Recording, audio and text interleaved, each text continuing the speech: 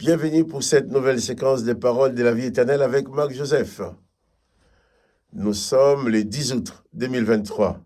Encore un jour de grâce, encore un jour de bénédiction, encore un jour que tu vas vivre avec Jésus-Christ, encore un jour que Jésus-Christ va utiliser pour t'accompagner, pour te faire du bien, pour te fortifier dans ton esprit, ton âme et ton corps.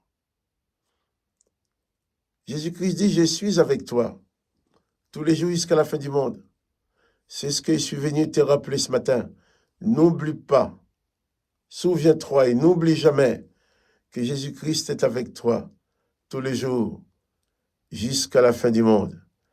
Il a fait la promesse et cette promesse est réelle pour toi ce matin.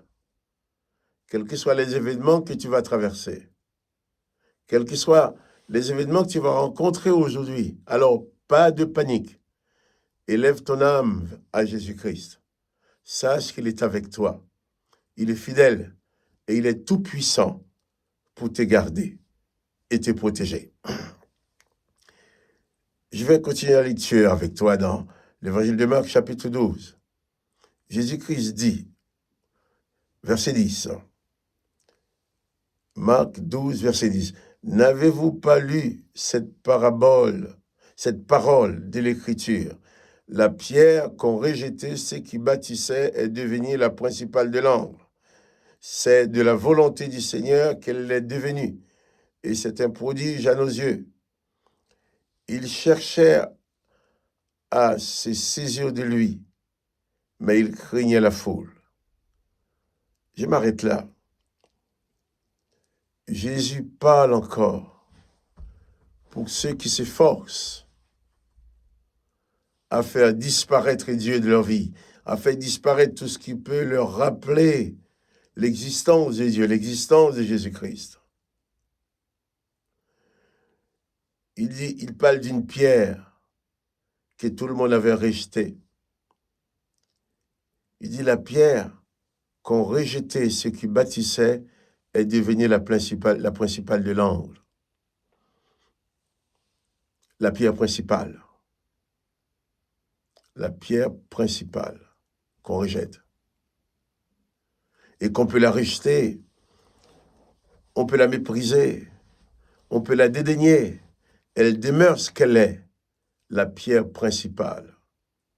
Et Jésus parle de sa personne que le Père a envoyé pour communiquer les paroles de la vie éternelle. Lui, Jésus, que le Père a envoyé pour sauver le monde, pour apporter la parole de la paix, la parole de la vie, pour apporter la lumière, comme dit Jésus, je suis la lumière du monde. On les rejette, on l'a rejeté. Et encore aujourd'hui, il y a beaucoup de gens qui font tout pour rejeter Jésus, qui font tout pour éliminer la présence de Jésus dans leur vie. Je reparle encore de ces fameux baptêmes républicains. Maintenant, c'est les mairies qui vont remplacer les églises pour dire qu'ils baptisent. Pourquoi? Une façon de dire aux gens, allez, on va faire quelque chose, un élément de substitution qui va te permettre de t'éloigner le plus possible de Dieu. Parce que sinon, ces personnes-là risquaient d'amener leur enfant à l'église, dans l'église catholique, pour le baptiser, quoique les baptêmes des bébés, je dis rien dessus, parce que le baptême, c'est plutôt un engagement personnel, un bébé ne peut pas s'engager. Mais le geste est fait quand même. Les parents ont dit, selon la connaissance qu'ils ont, ils l'ont fait. C'est pas un mauvais geste. Ou amener leur bébé à l'église protestante pour une prière, des bénédictions. Mais on dit maintenant, bien, amène ton enfant à la mairie. Donc, la municipalité va remplacer l'église, va remplacer Dieu. Jésus dit qu'on peut rejeter cette pierre, mais elle restera la principale de l'angle. Et rien ne pourra se faire sans cette pierre-là. C'est la première pierre qui doit être posée pour la construction de la vie éternelle. C'est la première pierre qui doit être posée pour la construction de ta vie. La pierre qu'ont rejetée ceux qui bâtissaient est devenue la principale de langue. On peut rejeter Dieu. On peut tout faire pour éliminer sa présence. On ne pourra pas éliminer Dieu. On peut refuser de le connaître. On peut refuser de le reconnaître. On peut refuser de le servir. Mais il demeure Dieu.